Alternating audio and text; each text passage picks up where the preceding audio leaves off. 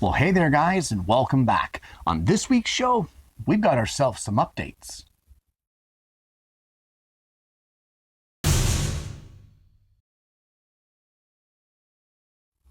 Well, for those of you who have been around for a while, you know exactly what is going on. For those of you that are newer to the channel, about every 6 months, I take usually a 2-episode show on Tuesdays, and I visit old shows to give you updates. You see a lot on YouTube of some guys that will say, post a review of a tool, but then that video is 2 years old, and then you wonder, geez, you know what, does that guy still like that tool? Did it work as well as what he thought? He only had the tool for 3 weeks when he reviewed it. So what is the update on that? And that's what this show is about, trying to revisit to answer your questions. Do I still like it? Did the project last? Etc., etc. So without further ado, let's get into the updates. Well, back in September of 2021, I brought you guys a project that was so much fun.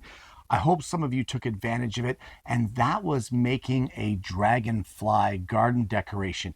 We actually used old ceiling fan parts to make and fabricate the wings and then spray painted it. Well, that ornament, or that dragonfly, has been on the side of my shop since that show aired. In fact, earlier than that, because the show aired in September, but of course the show was pre-recorded. So that has been on the wall of my shop through rain, snow, sun, wind, you name it.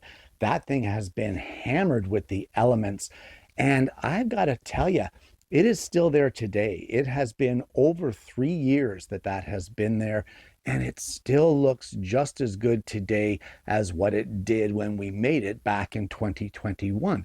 Now, of course, it is weathered a little bit. The body is made of pine. The wings are the actual fan blades that were cut to shape like dragonfly wings. So the thing is not going to look perfect or pristine. It's not going to look like the day it came out of the shop. But I do have to say that for the materials that we made it for, and for a project that I thought might be temporary, I'm actually quite shocked at how well it has weathered. It still lives there. I still like it. It still looks great. It's still a viable project. So check the link below. Check out that show. And if you like what you see in the dragonfly ornament, try to make yourself one. Well, it was March 26th, again, of 2021 that I brought you a project that at the time I thought it was going to be useful, but I didn't realize how useful. And that is these, my Helping Hands project. Guys, you see a lot of these around, usually in plastic form, usually from the dollar store or somewhere very cheap. You don't see too many wooden ones, and that's what we created here on the show, with a spring mechanism in the handle to allow it to return back to its resting state, and with the connecting rod here, actually a piece of coat hanger that's connected at both ends.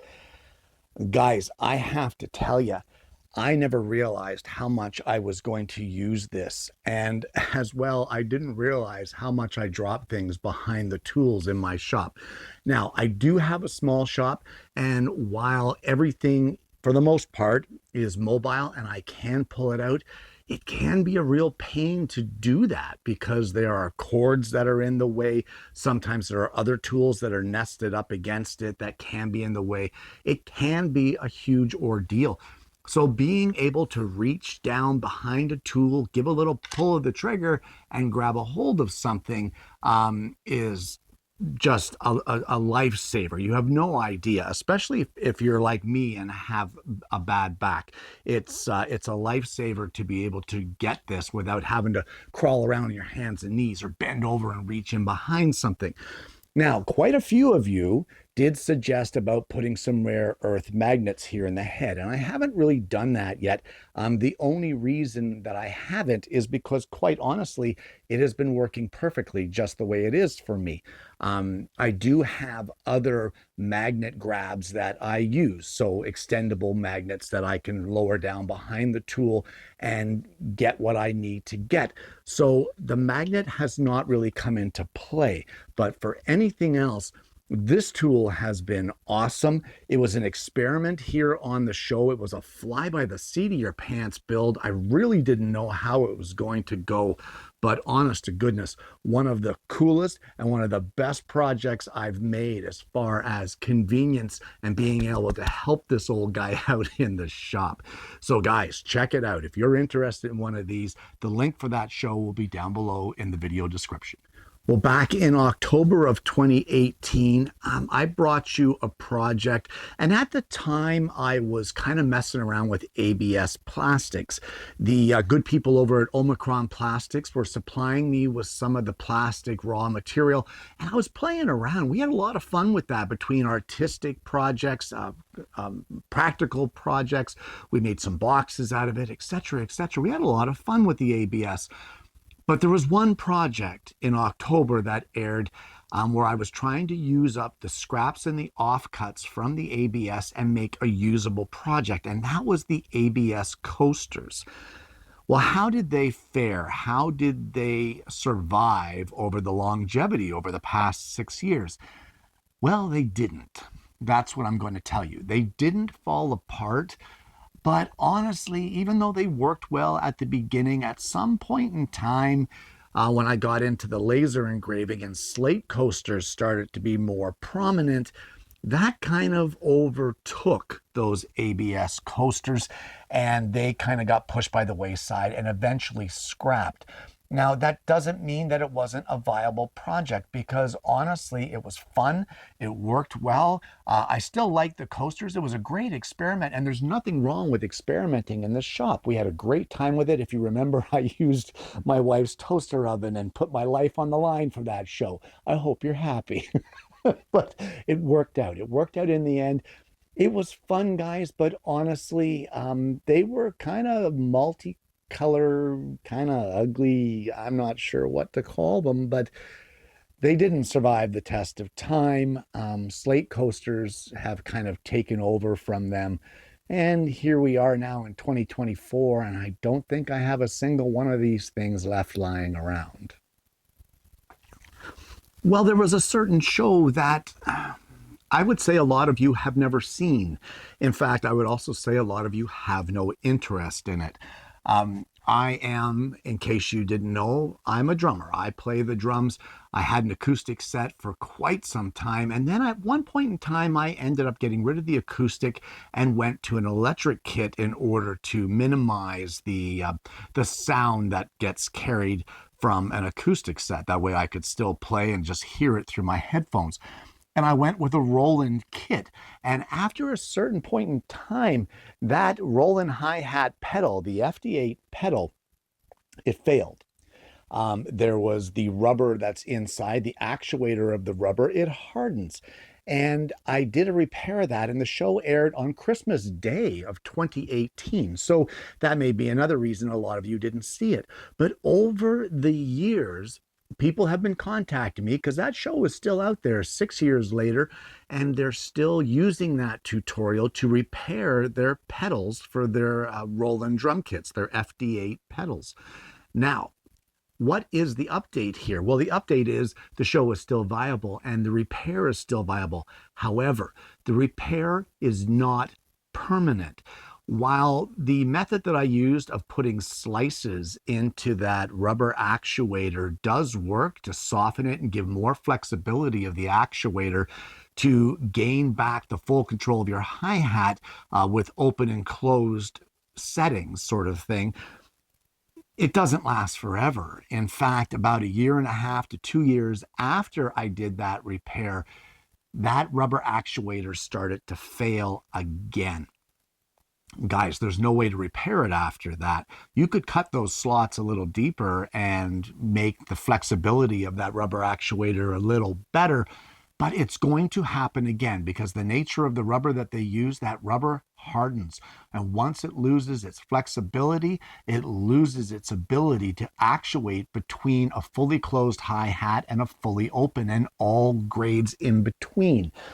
So after a couple years, I was closer to 3 years, I believe, I actually had to replace that rubber actuator. No big deal. It's a $19 part.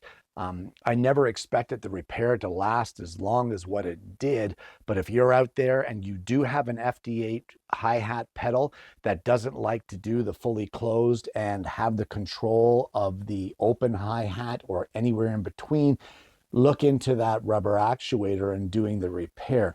Does the repair work? 100%. Did it work? Was it permanent? That's the update. No, it is not permanent, but it will get you drumming again for at least, well, a couple years anyway. Well, it was just a few days after Christmas, after that Roland FD8 repair video, that I produced the show in 2018 about making a shaving brush. My children had given me the insert kit of the actual badger hair brush itself, and I used a piece of wood from a damson tree that my father had given me to make kind of an heirloom shaving brush. And that was back in December of 2018. So the brush itself was sealed with CA glue. That was the finish that I used, the CA glue finish, which is one of the hardest finishes that you can put on a lathe turn item that's going to see a lot of handling traffic, things like pens, razors, shaving brushes, that sort of thing, letter openers, etc., etc. That CA glue finish is rock hard. So if you haven't learned how to do that yet, you might want to just practice it and try to get your CA glue finish technique honed in, because that brush, that very same brush made of damson and the insert that my children gave me, is still going strong 6 years later, and I still use it to this day. It is spectacular. It shows next to no signs of wear because of that CA glue finish. The damson wood itself has aged nicely, and it's kind of got that yellowy tone to it that I really like. It's got a great shape. The whole project was enjoyable from the step one right to the very final step with the buffing, etc. And guys, it is a worthwhile project. Now, I've been having problems finding the actual brush inserts now. I don't know if they've discontinued them, but I'm sure that they are still out there somewhere on the internet. You know what they say, you look long enough on the internet and you can find anything that you want.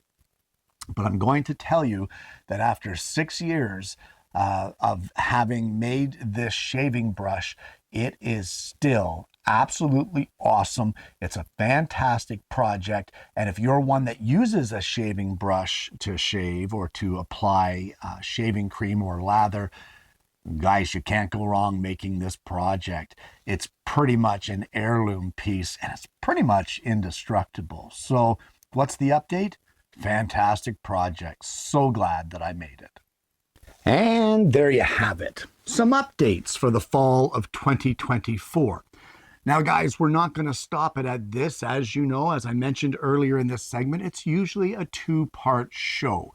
So we're going to continue with these updates on next Tuesday's program.